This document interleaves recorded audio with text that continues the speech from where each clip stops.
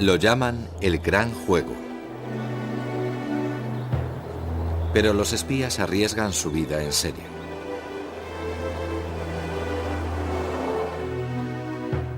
A esta mujer la mataron por espionaje, aunque quizá jamás robara un secreto. Puede que este hombre fuera el verdadero James Bond o una víctima de sus propias fantasías.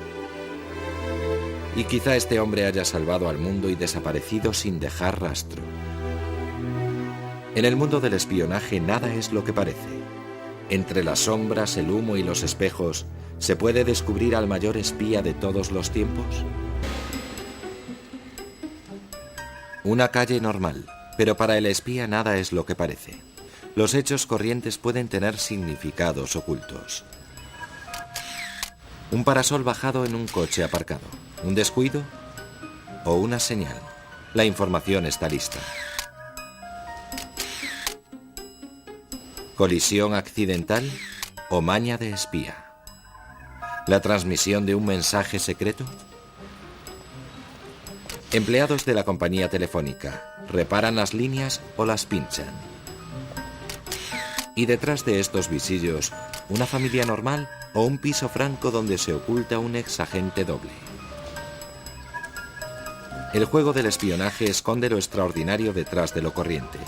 Los participantes manejan trampas y engaños, seducción y traición. El espía debe tener tanto las cualidades de un policía como las de un reclutador. Y además capacidad de convicción para poner al oponente de su parte. En el mundo del espionaje, la verdad y la fantasía se confunden. Los hombres y mujeres que interpretan el juego mortal del engaño viven dobles vidas, caminando por la precaria línea que separa la realidad y la ilusión. ¿Quiénes son los auténticos espías? ¿Héroes desconocidos o personajes cuyas hazañas se convierten en leyenda? El mal que ha hecho esta mujer es increíble. Quizás sea la mayor espía del siglo. El veredicto del proceso por espionaje contra Margaret Sell, más conocida por Mata Hari. Así nació una leyenda. ¿Pero realmente fue una gran espía?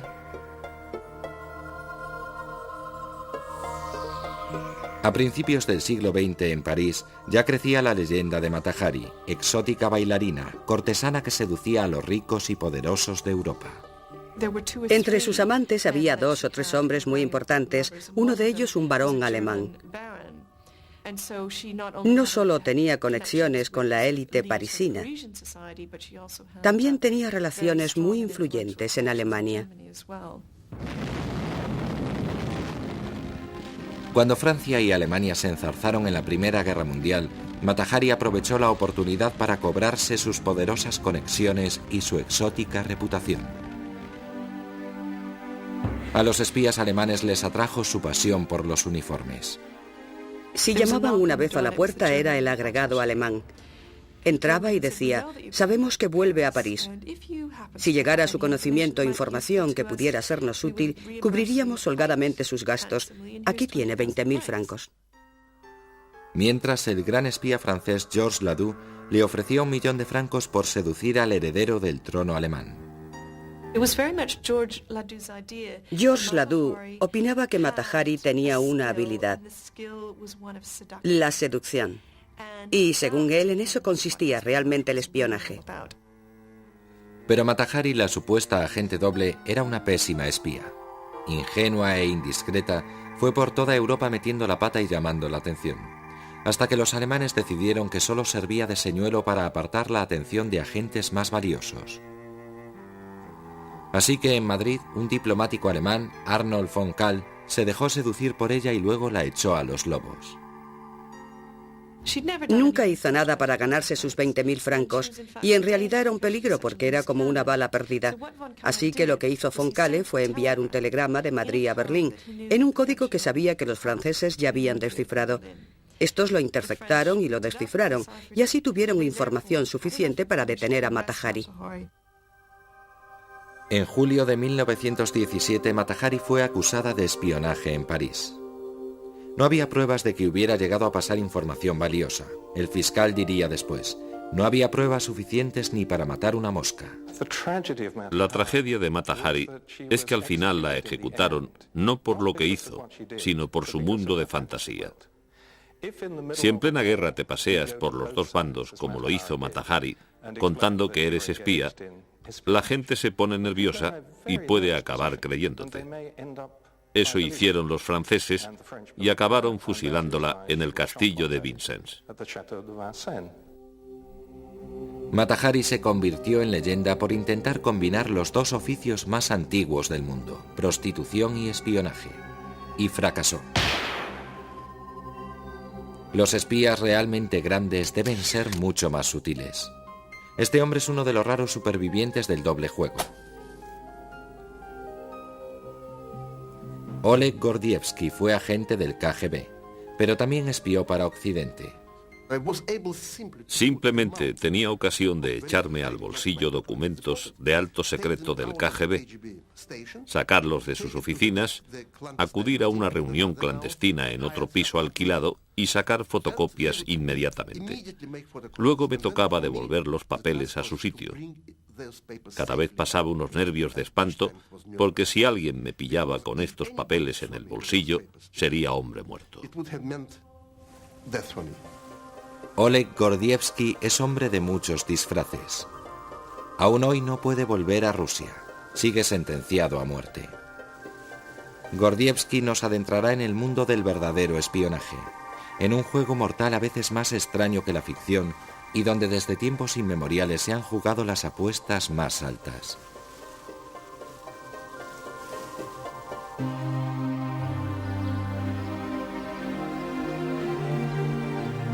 Moscú, donde hasta el clima se confabula para ocultar una de las organizaciones más brutales que ha conocido el mundo.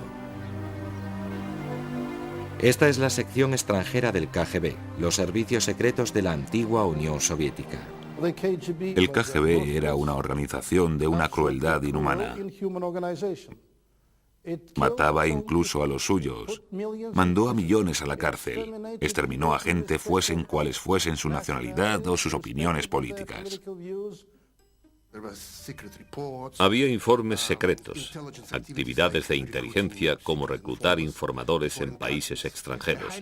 Se exigía un gran nivel de conocimiento sobre esos países extranjeros. Así que parecía un reto. Por eso entré en el KGB. Desde su central en la prisión moscovita de Lubianka, las operaciones de inteligencia del KGB se extendían por todo el mundo, contribuyendo al clima de intriga que ha definido nuestra visión del espionaje. Pero el juego brutal interpretado por el KGB durante buena parte del siglo XX empezó hace miles de años. El espionaje es casi tan antiguo como la propia historia. El Antiguo Testamento habla de los 12 espías que envió Moisés a Canaán para preparar el camino a los hijos de Israel. Y como Mata Hari, Dalila fue una espía seductora. Traicionó a Sansón y lo entregó a los filisteos. El espionaje puede hacer y deshacer imperios. Segundo siglo antes de Cristo. En las llanuras de Anatolia, cerca del Mar Negro, un niño de 11 años aprende a convertirse en el primer gran espía de la historia. Mitrídates, heredero del trono de Ponto, estaba exiliado, desposeído por su propia madre, y tramaba su venganza. Tuvo una infancia terrible. Acabó errando por la actual Turquía durante años, espiando el territorio, hasta que pudo volver, derrocar a su madre y presumiblemente darle alguna muerte horrible. Mitrídates aprendió de joven el arte del espionaje y aplicó sus lecciones con brutalidad. Usando el engaño, se infiltró disfrazado en la corte y se hizo con el poder. Empleó la información aplicando la inteligencia acumulada en el exilio para conquistar a las tribus vecinas, y usó la opresión. Empleó un servicio secreto para mantenerse en el poder. De ahí nos viene el mito Mitrídates, el rey que todo lo ve. Él mismo salía y te espiaba. Esa es la idea. El rey que se disfraza en su palacio y salta el muro de noche, de modo que te paras a hablar con un viejo mendigo en el mercado y al día siguiente te arrastran a palacio y te decapitan porque en realidad era el propio rey. Una vez asegurada la base de su poder, Mitrídates utilizó la inteligencia militar para extender su imperio.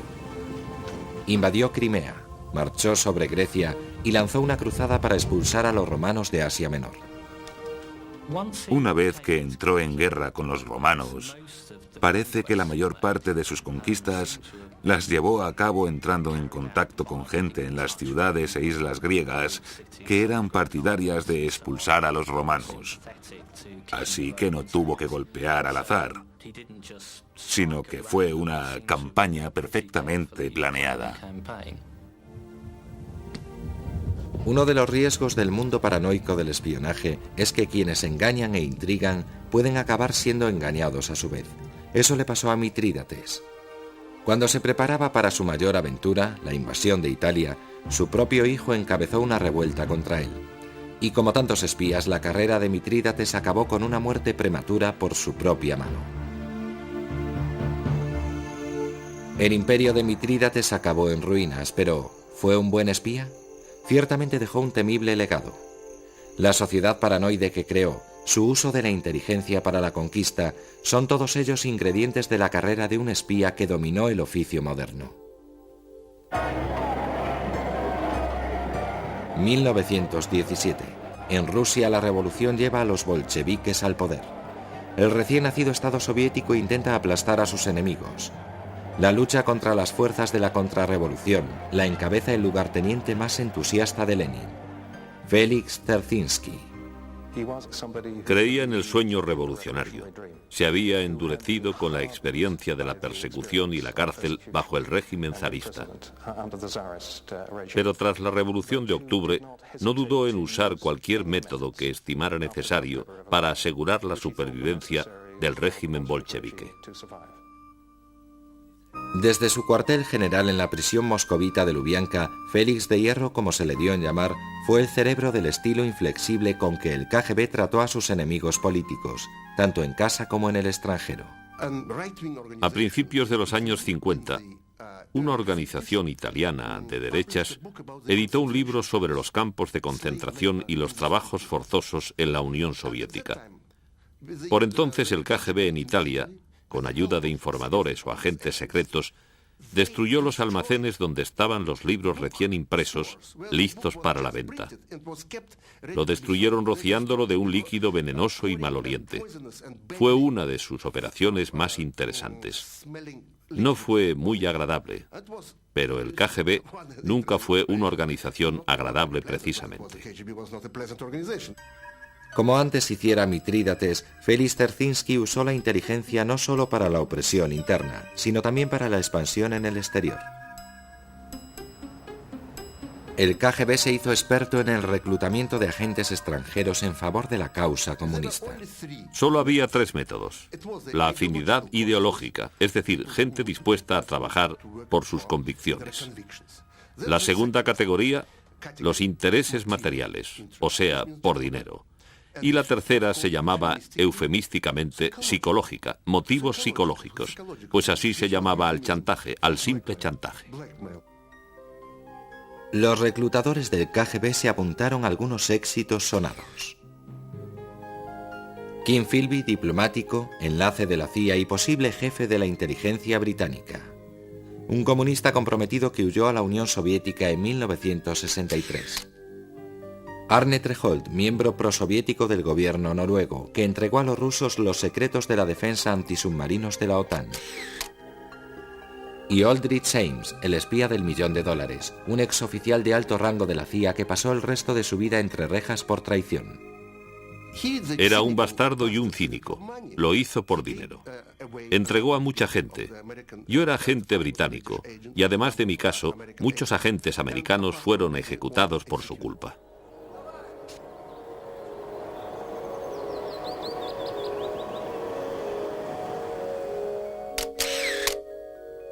Entre los traicionados por Aldrich Ames había un científico soviético que entregaba a Occidente secretos sobre misiles.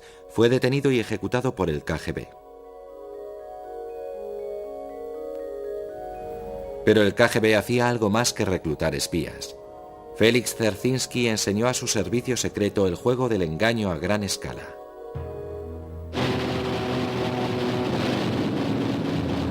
Cuando la Segunda Guerra Mundial estaba a punto de acabar, los aliados occidentales volvieron la vista hacia una nueva amenaza. La Unión Soviética pretendía extender el comunismo en Europa. Las agencias de espionaje occidentales necesitaban desesperadamente agentes para infiltrarlos en el Kremlin y descubrir los planes de Stalin. Se dirigieron a los estados bálticos, Letonia, Lituania y Estonia, donde los independentistas buscaban apoyo para luchar contra la toma de control por Moscú. Teníamos que luchar a cualquier precio para recuperar nuestra libertad. Ese era el objetivo principal. Los servicios secretos británicos, el MI6, llevaron a Londres a muchos separatistas bálticos y los entrenaron como agentes. Luego los devolvieron a la Unión Soviética para que lucharan por su causa y de paso consiguieran información para Occidente. Pero sin que los ingleses sospecharan nada, sus agentes estaban a punto de caer en una trampa. Un gran juego de engaño que supera a las más fantasiosas novelas de espionaje. El KGB se había enterado de los planes ingleses y desde su central en Riga, capital de Lituania, tejieron una compleja operación para descubrir a los espías enemigos y confundir al MI6. Una de las máximas del espionaje es que nada ni nadie es lo que aparenta. Y desde luego los contactos que los británicos encontraron y entrenaron en la costa báltica, en los que depositó su confianza el MI6, tampoco eran lo que parecían. Yo era un hombre del KGB. Mi trabajo consistía en convencer a los agentes británicos de que era un nacionalista y uno de los dirigentes de una organización nacionalista en Riga. Y lo conseguí. El KGB controlaba las radios empleadas por los agentes británicos. Los movimientos de resistencia con los que aunaron fuerzas eran frentes del KGB. En cuanto a la información que los agentes enviaban a Inglaterra, también la manipulaban a fondo oficiales del KGB disfrazados de independentistas. Cuando vivíamos en el bosque, estábamos en contacto diario con el KGB, mediante escondites. Cada día pasábamos por el buzón para enviar a Moscú un informe sobre nuestras actividades y transmitir los mensajes recibidos de Londres. A través de esos mismos escondites también recibíamos la información que teníamos que enviar al MI6. Así era como desinformábamos al gobierno británico. Teníamos allí un buzón. Después de utilizarlo, era fácil de camuflar.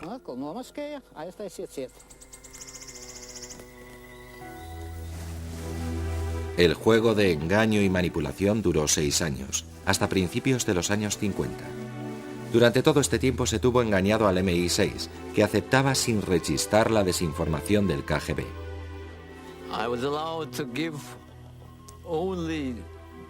Solo me permitían dar datos de baja calidad.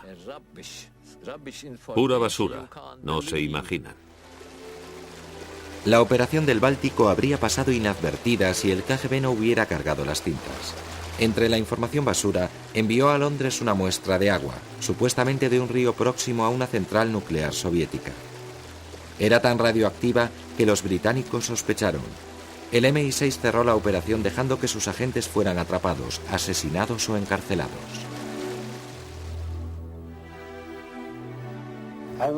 Estuve engañado desde el principio. Caí en la red de la inteligencia soviética. ¿Para qué correr tantos riesgos? Todos esos sufrimientos, esas vidas rotas, ¿de qué sirvió? El golpe del Báltico, el juego mortal de engaño del KGB, fue producto del genio de Félix Dzerzhinsky. Y aunque ahora se haya retirado su estatua de Lubianka, su legado perdura en la Rusia postsoviética. Su retrato sigue colgado en los despachos de los servicios de seguridad e inteligencia rusos. Y en las escuelas especiales se siguen enseñando sus hazañas. ¿Fue Félix Dzerzhinsky el mayor espía del siglo XX? ¿O corresponde ese honor a una figura del otro bando, aún más escurridiza?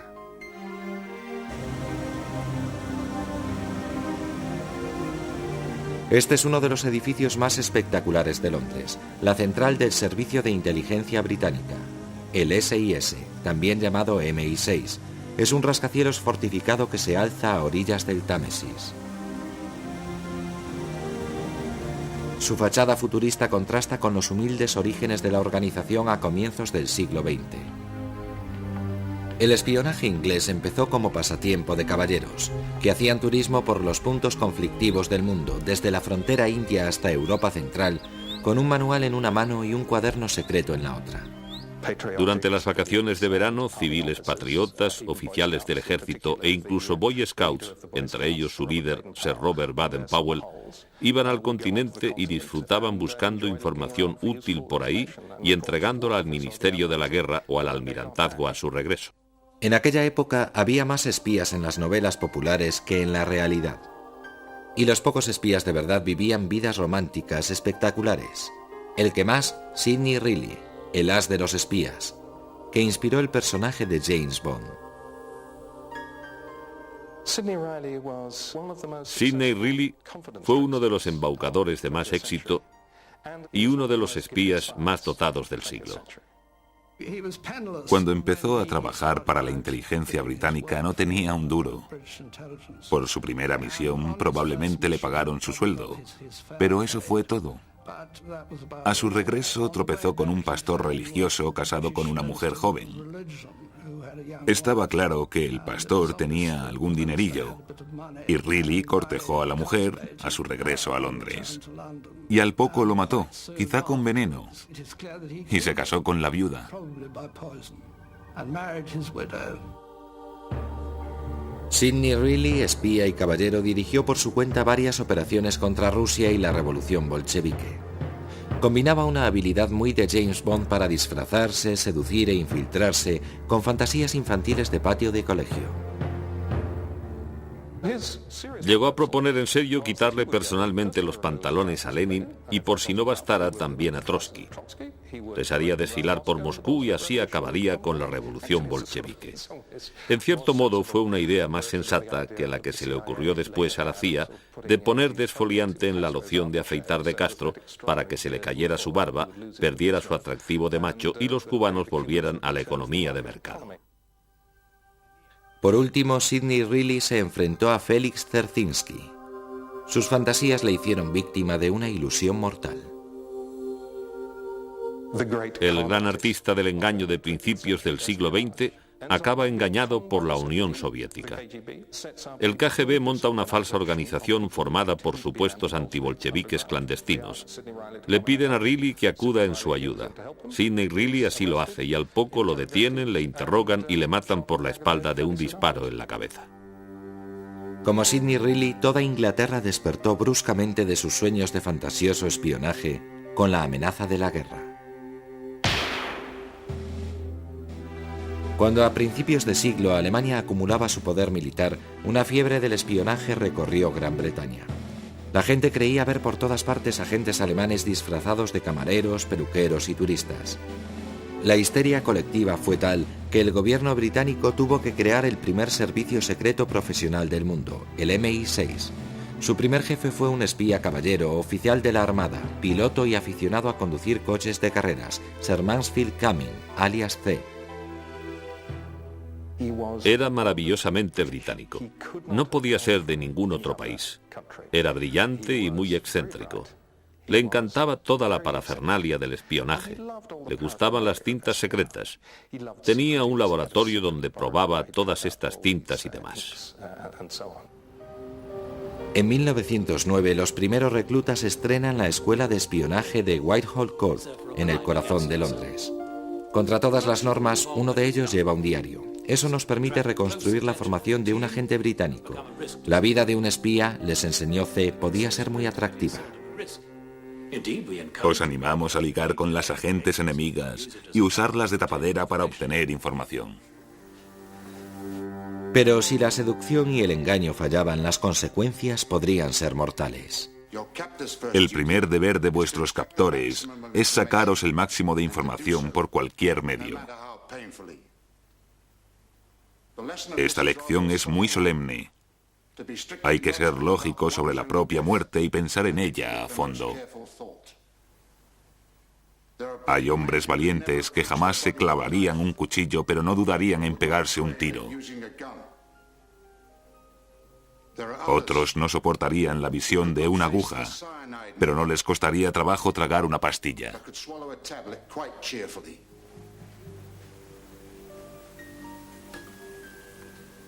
Anotaremos cuidadosamente cuál de estos medios preferís llevar encima y vuestra promesa de usarlo en las circunstancias adecuadas.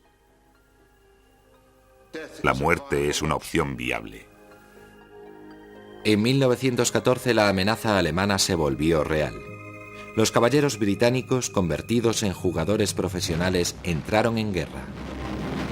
La Primera Guerra Mundial se libró en las trincheras, una toma agónica y sangrienta del territorio. Para los comandantes aliados, la información sobre la posición de las fuerzas alemanas resultaba vital. La inteligencia británica se prestó voluntaria. Mejoramos en la decodificación, los interrogatorios a prisioneros de guerra y también en lo que se daría en llamar inteligencia de imágenes, las que obtienes sobrevolando a las fuerzas enemigas, aunque por entonces no podíamos adentrarnos mucho tras sus líneas, y a la larga, hacia el final de la guerra, también teníamos una red de espionaje que cubría toda la zona ocupada del norte de Francia y Bélgica. La Dame Blanche, la Dama Blanca. La Dama Blanca fue creación de uno de los agentes más brillantes de C, el capitán Harry Landau, que supervisó las labores de vigilancia de las tropas alemanas en su avance en tren hacia el frente. Sus agentes se organizaban por células, unidades independientes que tenían un nombre en código individual, y los agentes que se desperdigaron por Francia y Bélgica fueron los que menos llamaban la atención en tiempos de guerra: mujeres jóvenes. Estaban obligadas a alojar a oficiales alemanes y no se perdían palabra del enemigo. Un día me dijeron que podía sumarme a ellas. Y recuerdo que mi madre me dio a leer un papel con la promesa de no contárselo a nadie. Aguantar lo que fuera antes que traicionar a la causa. Estábamos todas decididas a morir antes que traicionar a la causa.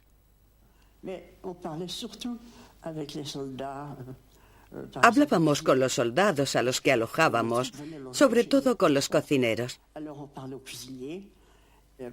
Preguntábamos de dónde eran, si tenían familia. Al cabo de un par de días nos lo contaban todo.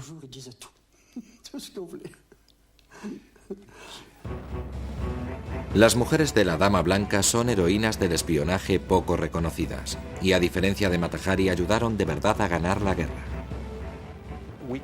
Llevábamos un mapa secreto con la disposición de las fuerzas alemanas. Y el día del armisticio, en noviembre de 1918, de las posiciones de 186 divisiones alemanas señaladas, solo 2 estaban equivocadas. ¿Fue Sir Mansfield Cumming el mayor espía de todos los tiempos? Desde luego fue el primero y el más sistemático de los espías profesionales. Pero la Dama Blanca es una de sus pocas operaciones que han salido a la luz. Pese a su alto perfil actual, el MI6 no desvela sus misterios. Aunque un episodio demuestra que incluso esta silenciosa organización es capaz de golpes espectaculares.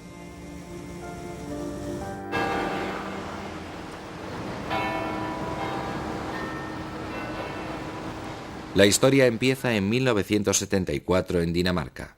En un club deportivo de Copenhague, un agente británico con el nombre en clave de Michael estableció contacto con una nueva fuente de información vital.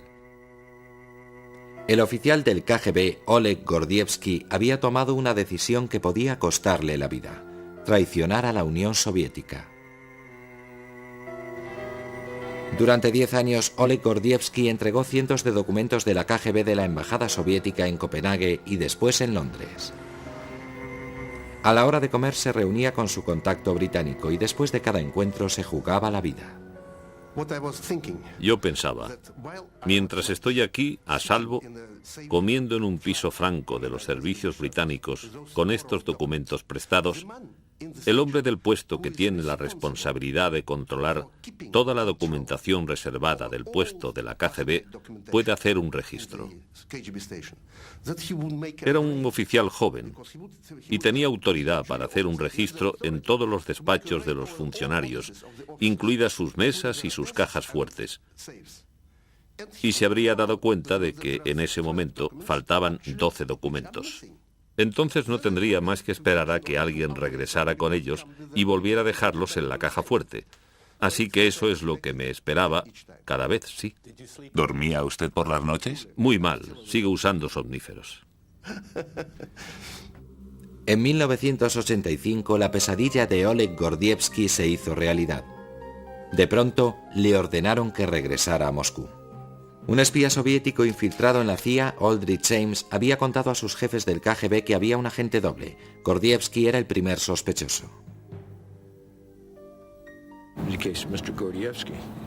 En el caso del señor Gordievsky, sabía que el SIS tenía una buena fuente, especialmente buena, así que até cabos, y eso nos permitió identificar quién era.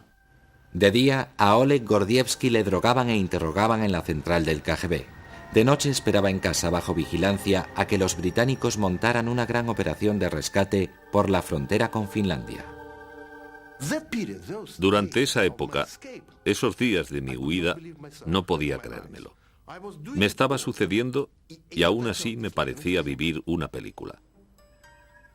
Tenía que ir a una esquina del centro de Moscú y esperar allí 5 minutos bajo una farola, con una bolsa de plástico en la mano, y unos días después, en un punto concreto de la carretera entre Leningrado, ahora San Petersburgo, y la frontera finesa, me recogerían 2 coches británicos a las 2 en punto. Así que el viernes burlé la vigilancia y tomé un tren a Leningrado.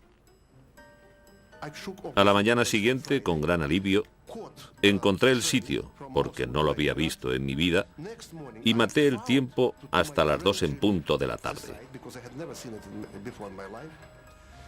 Los 2 coches ingleses llegaron con solo 20 minutos de retraso. Salté a uno de ellos y me escondí. El coche se detuvo 5 veces y cada vez pasé pánico. Pero por fin salimos del territorio soviético y el colega británico se puso a cantar Finlandia de Sibelius para mí y enseguida me di cuenta de qué significaba. Oleg Gordievsky es uno de los pocos supervivientes del doble juego de la muerte entre el Este y Occidente. Pero su derecho a la fama no obedece solo a su osadía, sino también a la importancia de su contribución. Fue la información pasada por Gordievsky la que ayudó a Margaret Thatcher a establecer relaciones amistosas con Mikhail Gorbachev en 1985. Pero el juego del espionaje es un juego de espejos donde un farol se cubre con otro farol. Y hay algo llamativo en la historia de Gordievsky. Cuando tras su huida llegó a América para que lo interrogara la CIA, su interrogador fue el mismo hombre que lo había traicionado, Aldrich James. La persona de la CIA que tenía delante cuando lo conocí era el hombre más encantador de todos, con pinta de buena persona, que te miraba a los ojos y parecía tan simpático, cuando probablemente estaba pensando de mí: hijo de perra, ¿por qué no estarás muerto? ¿Por qué no te has muerto cuando te entregué?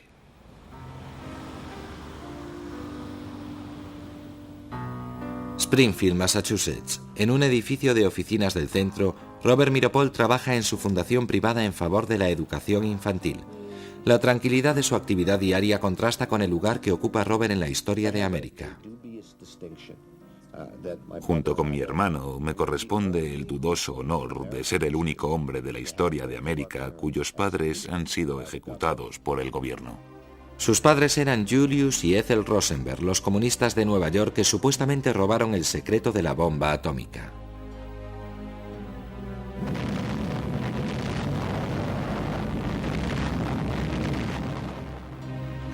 El bombardeo de Hiroshima y Nagasaki puso fin a la Segunda Guerra Mundial y al mismo tiempo convirtió a Estados Unidos en la primera potencia militar del planeta. Entonces, en 1949, ocurrió lo inimaginable. Los rusos hicieron estallar una bomba. El hecho de que ambos bandos tuvieran armas atómicas convirtió la Guerra Fría en un periodo de tensión como no lo había habido en 30.000 años. Estados Unidos consideró alarmante el aumento del poder y la influencia soviéticos. La paranoia sobre la infiltración comunista suscitó una pregunta crítica. ¿Quién había entregado a los rusos el secreto de la bomba atómica? Las investigaciones se centraron en Nuevo México y los laboratorios secretos de Los Álamos, donde se diseñara la bomba. Pero el primer progreso procedió del otro lado del Atlántico. El MI5 descubrió los primeros indicios de una red de espionaje al detener a un espía comunista y antiguo científico del Proyecto Manhattan, Klaus Fuchs. Fue reclutado nuevamente por la inteligencia soviética en Nueva York. Le dijeron que fuera a un punto del East Side de Nueva York llevando una pelota de tenis en la mano y que buscara a alguien, un correo soviético, que llevaría un par de guantes puestos y otro en la mano. Así fue como estableció contacto. Harry Gold confesó ser un correo y condujo al FBI hasta David Greenglass, que había trabajado en Los Álamos, y Ruth, su mujer. Los Greenglass a su vez condujeron al FBI a la hermana y cuñado de él, Ethel y Julius Rosenberg. El caso del gobierno contra mis padres fue sencillo. Acusaron a mi padre de haber reclutado a David Greenglass para que robara el secreto de la bomba atómica y se lo entregara a un espía llamado Harry Gold.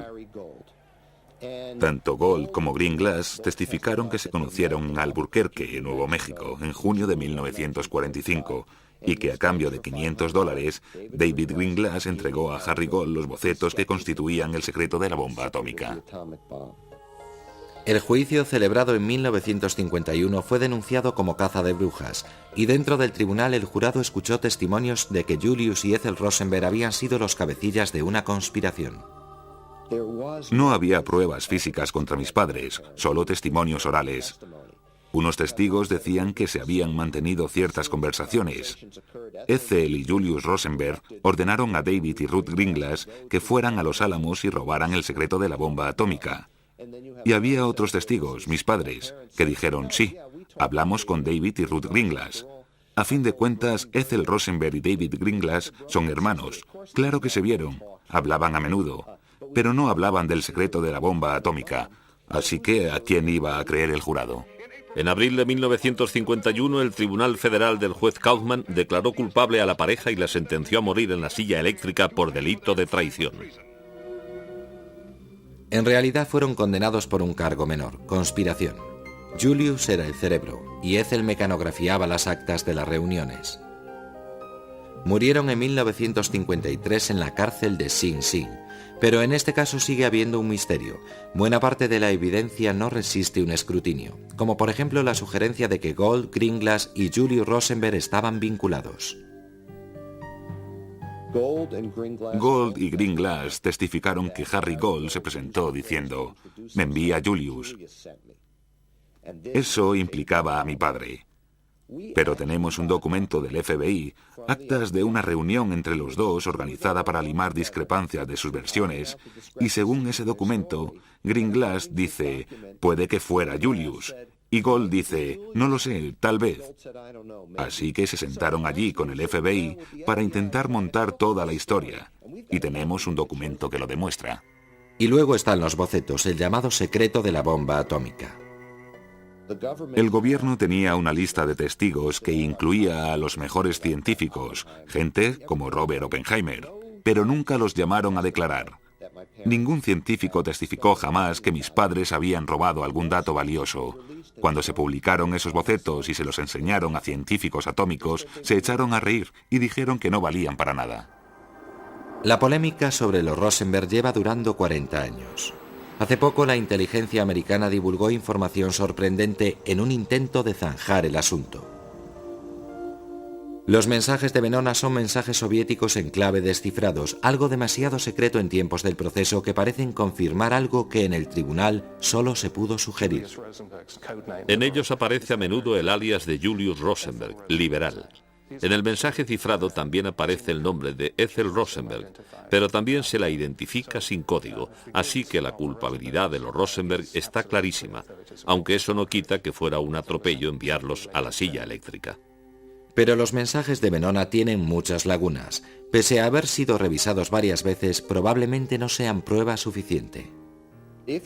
Si los aceptas tal cual, te das cuenta de que dicen dos cosas: que Julius Rosenberg estaba implicado en el espionaje no atómico y que Ethel Rosenberg no era una espía. Lo puedes adornar como quieras, pero si tienes un documento americano que dice que Ethel Rosenberg no hizo nada y has ejecutado a esa persona, no queda nada bien. En el caso de Julius y Ethel Rosenberg hay una última ironía. Procede de Cambridge, Inglaterra, donde hace poco un científico de los Álamos jubilado, Theodore Hall, ha sugerido que él también fue espía atómico soviético. En una declaración muy interesante, dijo que llegó a hablar con sus jefes del KGB de confesar para salvar las vidas de Julius y Ethel Rosenberg, pero ellos dijeron no. La importancia de los Rosenberg quizás se deba al misterio que les rodea. ¿De verdad tuvieron entre manos el mayor secreto del siglo XX? ¿Y de verdad murieron por él?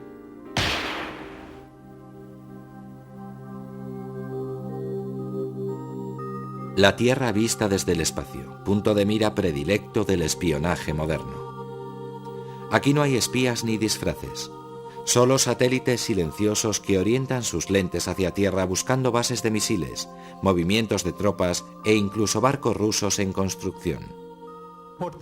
Por ejemplo, pueden ver que hay un Volkswagen Escarabajo aparcado junto a un Volkswagen Passat. Se puede ver la diferencia que hay entre los dos. Para eso se emplean sensores ópticos visuales, pero también puedes recurrir a otros medios, como el espectro electromagnético, por ejemplo, y medir el calor que sale de los edificios o el calor que genera el vertido de agua caliente en lagos y ríos procedente de una vasija nuclear. Hay satélites que observan, satélites que vigilan y otros que transmiten datos informáticos y conversaciones telefónicas. Y todos ellos se pueden pinchar. Los espías modernos son técnicos, científicos informáticos, ingenieros de telecomunicaciones y decodificadores que trabajan en bases desde donde los platos de radar peinan los cielos, espiando las llamadas confidenciales. Se llama SIGINT, inteligencia de señales. La inteligencia de señales empezó en la Guerra Civil Americana. La Unión tenía muchas líneas de telégrafos, miles de kilómetros, pero los confederados tenían muchas menos, aunque pinchaban a menudo las líneas. Tenían un hombre apodado Lightning Ellsworth, porque le alcanzó un rayo cuando estaba escuchando una línea de la Unión. La guerra de inteligencia electrónica se intensificó durante los años 50, periodo culminante de la Guerra Fría en que el radar occidental captaba las pruebas de misiles soviéticos. Los héroes desconocidos, espías del cielo, realizaban misiones audaces en aviones de reconocimiento que volaban a gran altura como el U-2 para identificar blancos para misiles nucleares. Siempre temía que creyeran que hacíamos algo más que reconocimiento, como un ataque. Como esos objetivos estaban muy diseminados por el sur de Rusia, volábamos en zigzag de un blanco a otro, por despistar, supongo. No sé si eso mejoraba nuestra seguridad. Lo que sí hacía, desde luego, era alargar el vuelo sobre Rusia. Pero recabar información desde una distancia segura solo es una parte del asunto. Desde las vísperas de la Segunda Guerra Mundial, cuando casi toda la inteligencia procedía de fuentes humanas, el tema ha cambiado muchísimo. Ahora cerca del 80% procede de medios técnicos. Así que esos medios técnicos se han vuelto muy importantes, mientras que el valor de los James Bond ha caído en picado. De todos modos, los seres humanos son muy importantes en este negocio, porque alguien tiene que interpretar todos esos datos que se producen. En octubre de 1962, las dos vertientes de la inteligencia, la humana y la técnica, tuvieron que unir sus fuerzas para hacer frente a su mayor desafío. En aquel momento el mundo temblaba en el umbral de una guerra nuclear, la crisis de los misiles cubana. La política de esta nación considerará que cualquier misil nuclear lanzado desde Cuba contra cualquier nación del hemisferio occidental es un ataque de la Unión Soviética a los Estados Unidos que exigirá tomar represalias contra la Unión Soviética. La oposición americana a la revolución de Cuba obligó a Fidel Castro a cerrar filas con Moscú. El presidente soviético Nikita Khrushchev consideraba a Cuba una rampa de lanzamiento hacia los Estados Unidos. En 1962 los aviones U-2 que espiaban Cuba desde las alturas encontraron lo impensable. Lo que más te llama la atención son los indicios de actividad. Cuando observas la selva desde 2.500 metros de altura, si en un sitio ha habido movimientos de excavadoras, deja una señal muy visible en el suelo.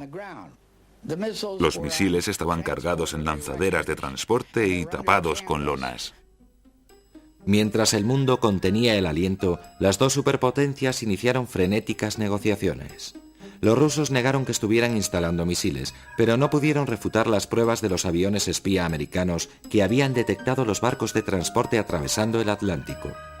La crisis terminó con un acuerdo secreto y Khrushchev se echó atrás y retiró sus misiles. Kennedy había jugado al póker con los soviéticos y ganó, porque además de fotos se guardaba en la manga información de dentro. La información vital procedía del interior de la Central de Inteligencia Militar Soviética, el GRU. Información sobre la capacidad técnica y la disposición de Moscú a usar misiles nucleares. La fuente era un coronel del GRU descontento, Oleg Penkovsky. Quería atención, reconocimiento, ser el mayor espía de todos los tiempos. Penkovsky ofreció colocar en Moscú varias bombas atómicas en miniatura para hacerlas explotar en caso de necesidad. Él las colocaría encantado en varios sitios de Moscú que consideraba estratégicos. La CIA no aceptó su oferta y prefirió explotar otras ventajas estratégicas de Penkovsky. Sus contactos militares de alto nivel, su acceso a información reservada y su decisión de entregar información en sus viajes al extranjero. Los encuentros eran discretos, por lo menos al principio. En un tranquilo hotel londinense cerca de Marble Arch, en 1961, Oleg Penkovsky se reunió con sus enlaces conjuntos del MI6 y la CIA y empezó una serie de entregas que sumarían más de 5.000 documentos y fotos confidenciales. Nos abría una ventana a la planificación militar soviética, la filosofía de la modernización de las Fuerzas Armadas soviéticas. Nos dio una pista sobre la dirección que tomarían durante los 20 o 30 años siguientes.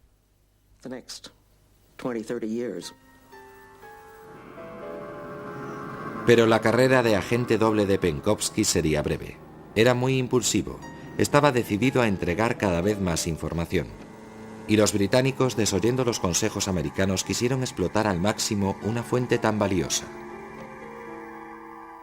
La operación se desbocó y culminó en una chapuza de reunión en Moscú entre Penkovsky y su contacto inglés, el empresario Greville Wynne.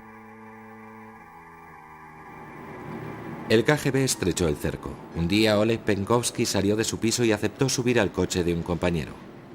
Le llevaron a Lubyanka. Entró arrastrando los pies. Estaba hecho una piltrafa.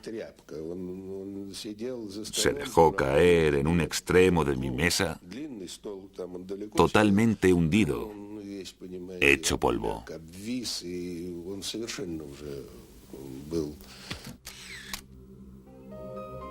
Penkovsky Oleg Vladimirovich. Wynne y Penkovsky fueron juzgados juntos en mayo de 1963. Wynne fue condenado a 8 años, pero luego fue devuelto a Inglaterra en un canje de espías. Oleg Penkovsky no tuvo tanta suerte. El 16 de mayo de 1963, a las 4:30 de la tarde, Penkovsky fue ejecutado. El gran juego ha producido muchos héroes y villanos. Eso depende del punto de vista de cada uno. Pero ¿quién fue el más grande? ¿Félix Dzerzhinsky, maestro de la intriga brutal? ¿O su oponente occidental Sir Mansfield Cumming? ¿Las discretas mujeres de la Dama Blanca? ¿Oleg Gordievsky, asiduo de los titulares? ¿O el excéntrico Sidney Reilly? ¿O el amargado Oleg Penkovsky? ¿O ninguno de ellos? En todas las agencias de inteligencia del mundo, una de las cosas que dicen a quien se quiere apuntar es: tienes que aceptar que por mucho éxito que tengas, nadie lo sabrá mientras vivas. El juego del espionaje consiste en engañar. Quizá el mejor espía, tanto hombre como mujer, fuera tan bueno que no hayamos reparado en él.